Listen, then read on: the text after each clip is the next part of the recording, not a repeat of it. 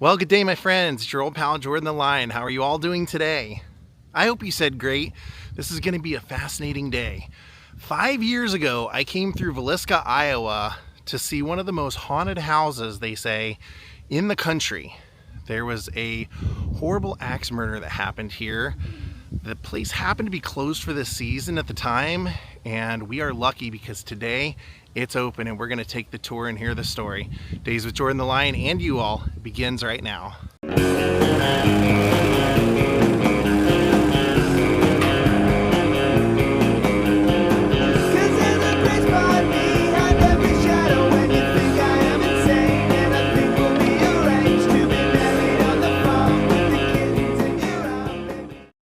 See, I came here 5 years ago when I was traveling through Iowa for the first time. Was excited to check this out because this story is so haunting. 1912, a family goes to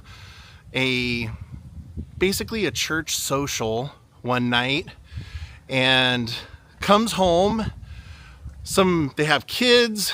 Some of the friends of their children come home and spend the night. And the next morning, the neighbors notice that all of the windows have the shades drawn and there's nobody in the family working outside. The chickens aren't out, they're still in their coop.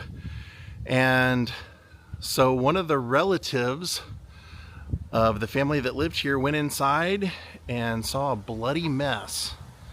We are going to tour this house today and hear what happened. It is still a cold case, unsolved. They don't know who did it. They have several theories, but this was so popular at the time that it actually kicked the Titanic off the front page in local papers. I'm really excited to see what we learn on this tour that I didn't know before. I'm definitely glad I came back because when I visited here before, all the reviews online said that you could do a tour inside, but it was self-guided and that they didn't give you any information. And when I got here, they actually told me they will do an information-based tour.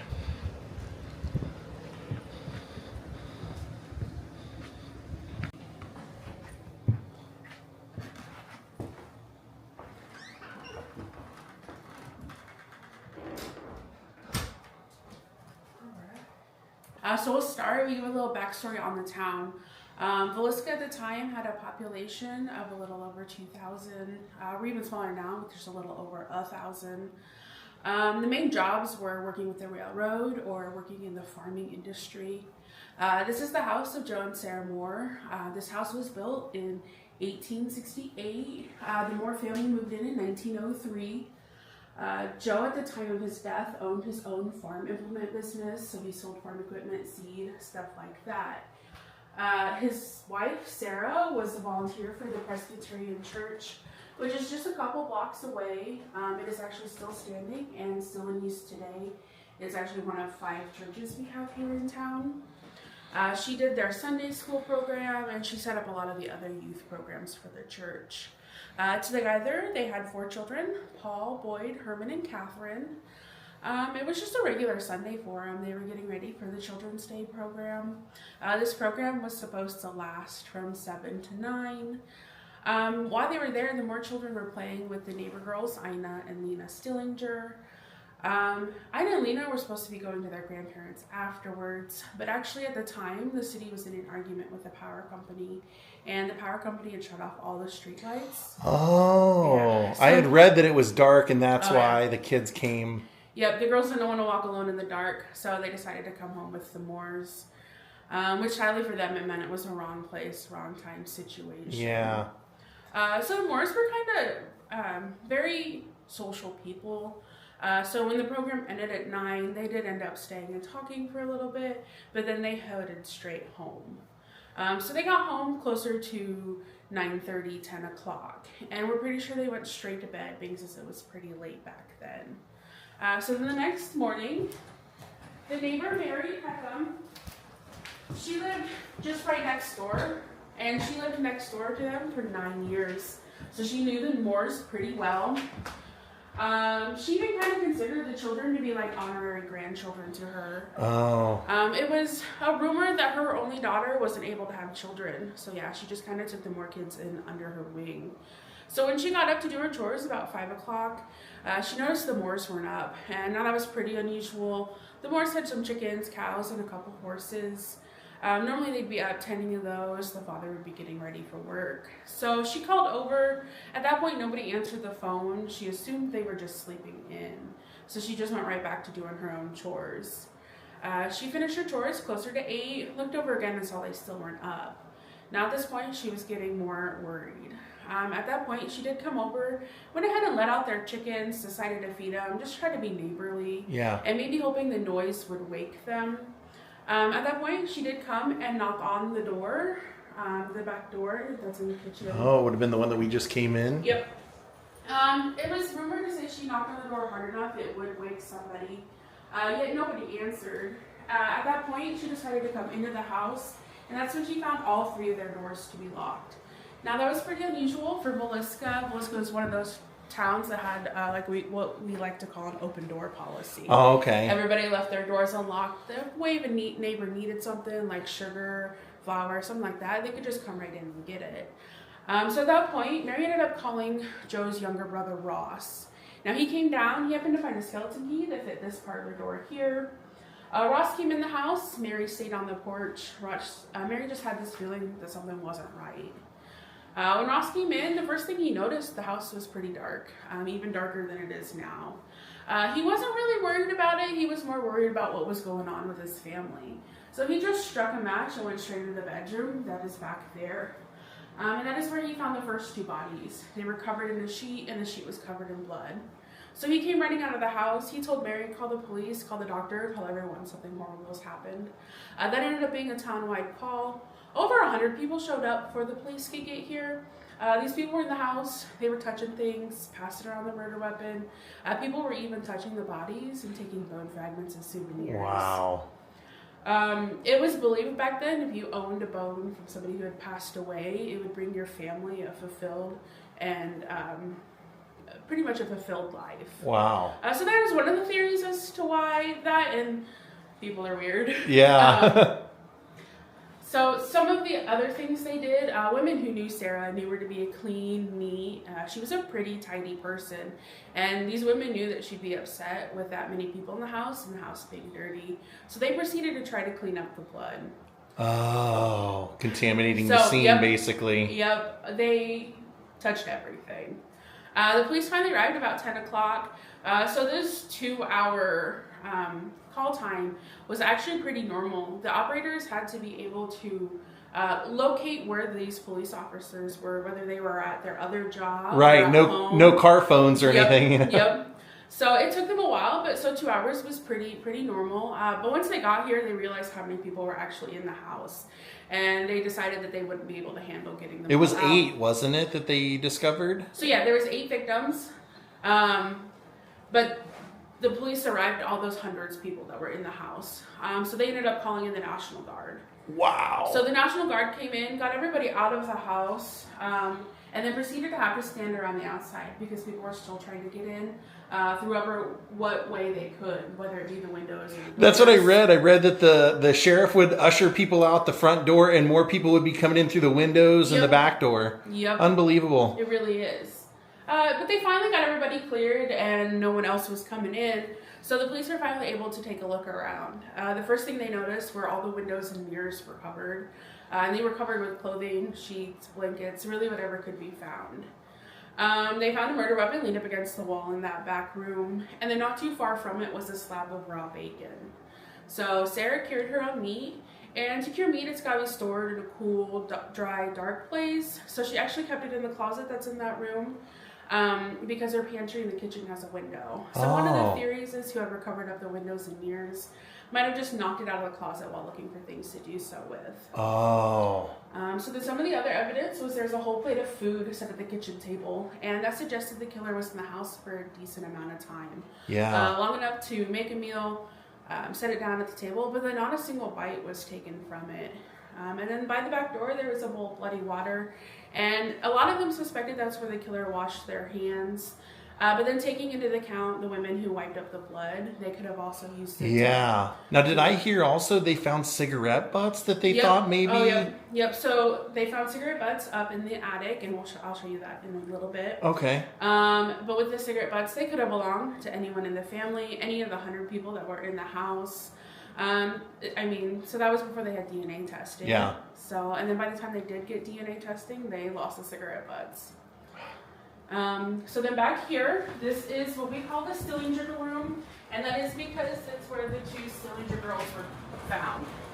These were the neighbor girls that came home with the family, right? Yep. Sadly, they were unrecognizable. The only way they could be identified were their names were in their Bibles on the bedside table. Oh. Their mother had called that morning to see when they were coming home, and the operator, almost a little too excitedly, told her, "Oh my God, didn't you hear what happened at the Moore house? Everybody was killed." So that'd be a pretty horrible day if you find out your girls were killed. Sadly, the mom was pregnant at the time. She ended up giving birth in August, and she lost the baby 3 days later due to illness.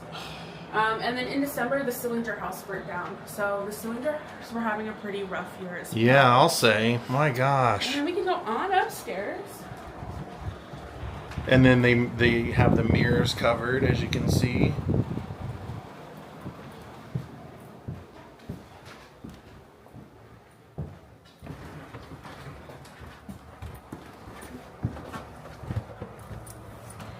Going upstairs.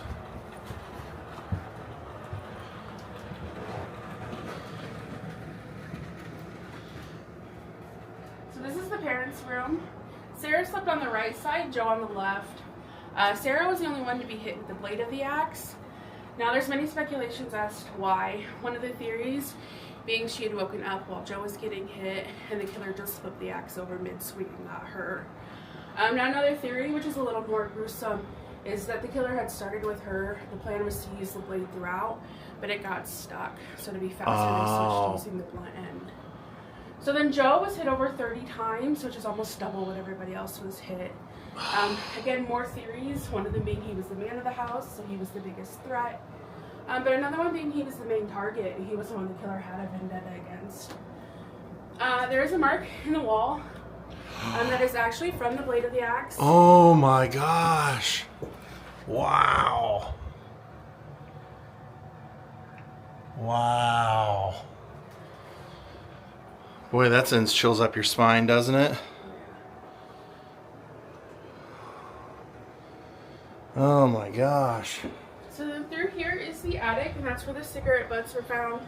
The Moores used it as storage, so they rarely had the need to go in there. As you can see, it's pretty spacious. Yeah. You can totally go in there and watch your head. There are screws in the ceiling. Wow. Yeah, that is pretty big. I'm 6'3", so I'm gonna not spike my head. I have a bad habit of doing that, so. I don't know how many times a day we tell people that, and me and my employees are probably the ones who hit our heads the most. So this is the children's room. All 4 of the Moore kids slept up here that night. The youngest was 5. The 2 other boys were 7 and 11. And then the Moore's only daughter was 10. The Stillinger girls downstairs were 12 and 8. So all children involved were pretty young kids. Now, Herman, the oldest boy, he had started sleeping downstairs.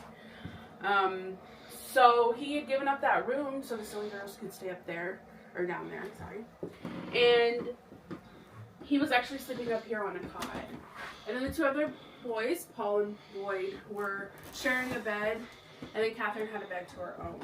So this was Catherine's bed? Yep. Now there's another mark in the wall here. This mark is what led authorities to believe the killer was left-handed, due to the way the upswing of it is. Oh yeah. Oh my gosh. Wow. Now, like I was saying, Villisca was considered a small town. That meant at one point everybody was a suspect. Yeah. And it was simple as someone was mad at their neighbor, they were automatically a suspect. Or if they had any vendetta with a business or something. Yep. But we just talked about the 2 most popular ones, and that's the senator and the reverend. So the senator was F.F. Jones, or Francis Jones. We call him Frank. He was an Iowa State senator. Him and Joe actually worked in the farm implement business together for 9 years. Joe then decided he wanted to start his own rival business, and he did it literally across the street. Oh. And then when he left, he took the senator's biggest client with him, which just so happened to be John Deere. Oh, wow. So yeah, they weren't as big as they are now, but they were still pretty prominent. Yeah, yeah. A lot of people had seen them arguing in the street, never anything physical, just verbally. A lot of people think maybe the senator hired somebody to do it. He had the means, the money, and the connections to do so, and maybe that would go towards being able to kill 6 children. He almost had to be hired to do it. Yeah. Heartless, I mean, unbelievable.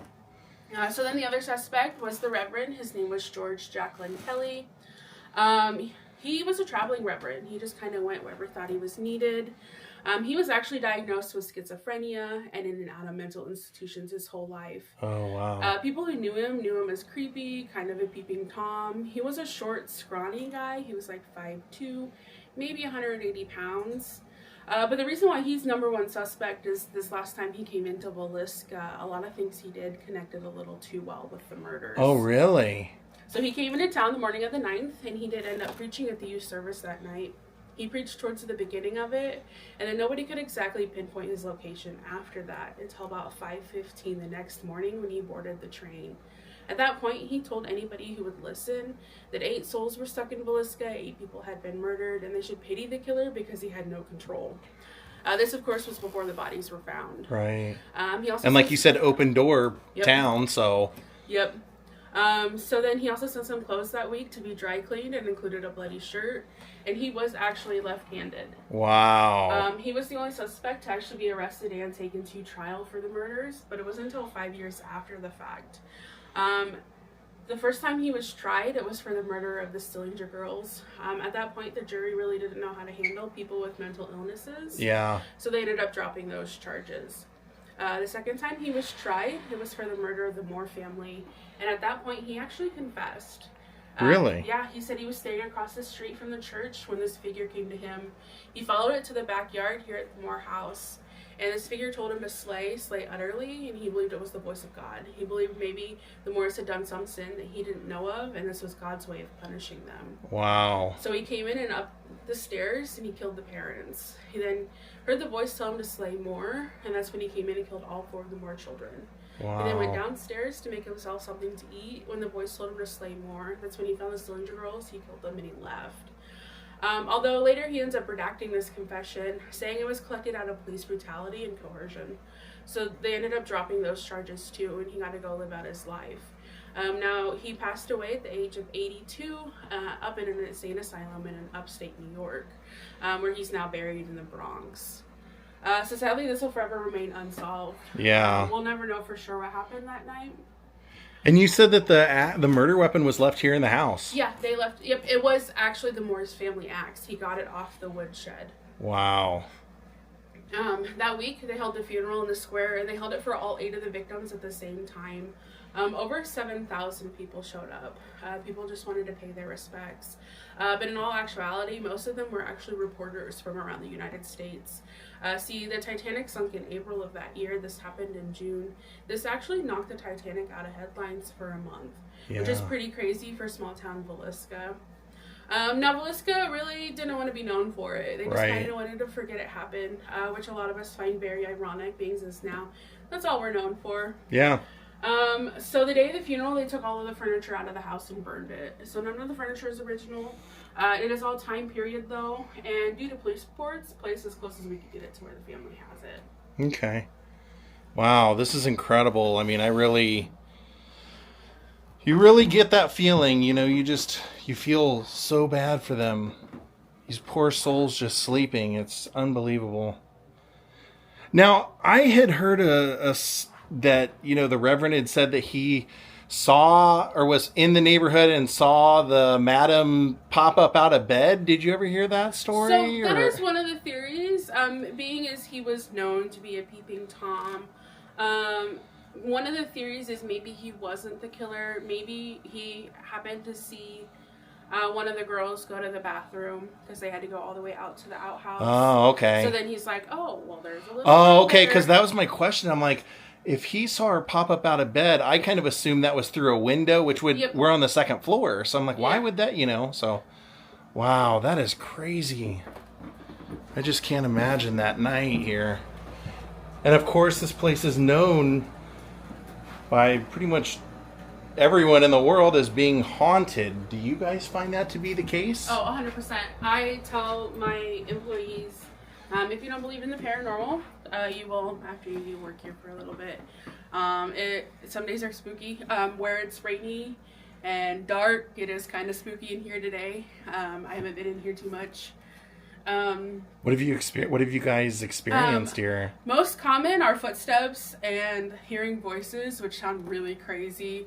Those are almost at the point that it's normal, and I never thought I'd be saying oh, hearing footsteps is totally normal. And you make it available as like an Airbnb that people can spend the night and experience it themselves, right? So I've spent the night a couple times, and I have not been disappointed. Wow. Yeah. Well, then I'll have to come back and do that as an experience and see. Definitely. Where do people generally want to stay? Is there a room that people choose the most, or? So no, not really. I'd say most active. It really depends on what you're looking for. If you're looking for just like having a conversation with the children, here in the children's room is going to be your best bet. They like to play games. We play jacks with them. We'll read them stories and stuff. And hence the yep. The toys up here by their photos, yeah. Yep. So you get a lot of childlike. They like to play pranks, grab ankles, stuff like that. Just being children.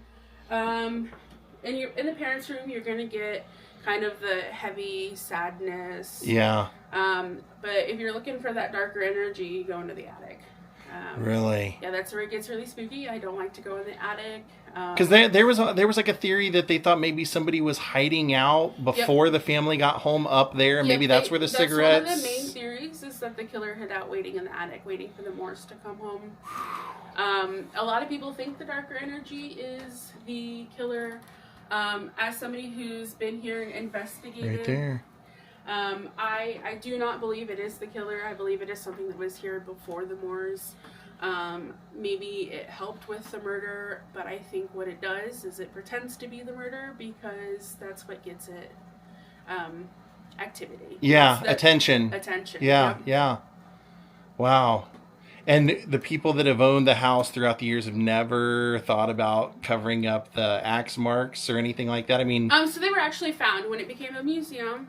They were actually found under wallpaper. So okay. So they did make an attempt. Okay, that's so fascinating. So my last question was kind of where in this room was the murder weapon found? So it was on this wall somewhere. Yeah, we have a yard. Oh, yeah, we have a yard still. Oh, okay. Oh, so it was found like right here in this corner. Yeah. Oh my gosh. I wonder if I stay here, if I should spend if I should set an alarm and sleep in like one room half the night and then go sleep in another room the other half of the night, because I just wonder what the feeling is. What do you guys feel in here? Have you had experiences in here at all, or? We've had kind of experiences. I mean, it's mainly. You'll get some. Again, it's childish. It does get on the little darker side, and I don't know if that's because this is rumored to be the very last room. Right. This was the room that the son gave up that the neighbor girls were sleeping in. Just to be clear with people. Yep. So all that energy is built up in here. Their theories are that the killer hid in this closet as well. That's the thing about this story is there's so many theories. Yeah, so much unknown. Theories and rumors, we have no clue. Well, thank you so much for this tour today. This was amazing. I'm going to have to come back and definitely stay here because now everybody's going to be curious after watching this whether or not... Because I'm a skeptic. I'm willing to go anywhere where people say that it's haunted, and I've only really found one haunting experience for myself. So we'll make it a point to come back here as soon as possible and spend the night in this historic house. Wow, what a story, right? How creepy is that? Unbelievable. I can't believe we finally got to tour it. I'm gonna have to come back here and stay, that's for sure. So I did ask what happened to the axe. Like, where is it? Is it in police custody or whatever? And they said it goes between two museums, and it's at the Montgomery County Historical Center right now. And I looked it up and they're actually closed. So if I can come back here and spend the night, I'll go visit the axe before, and then we'll spend the night here and see, you know, what the experience is like. But thank you everyone for watching. I hope you enjoyed the tour. They did a great job here. Can't believe there's still axe marks and stuff in there. That's crazy. But thank you for watching. We'll see you next time. Have a great night and goodbye.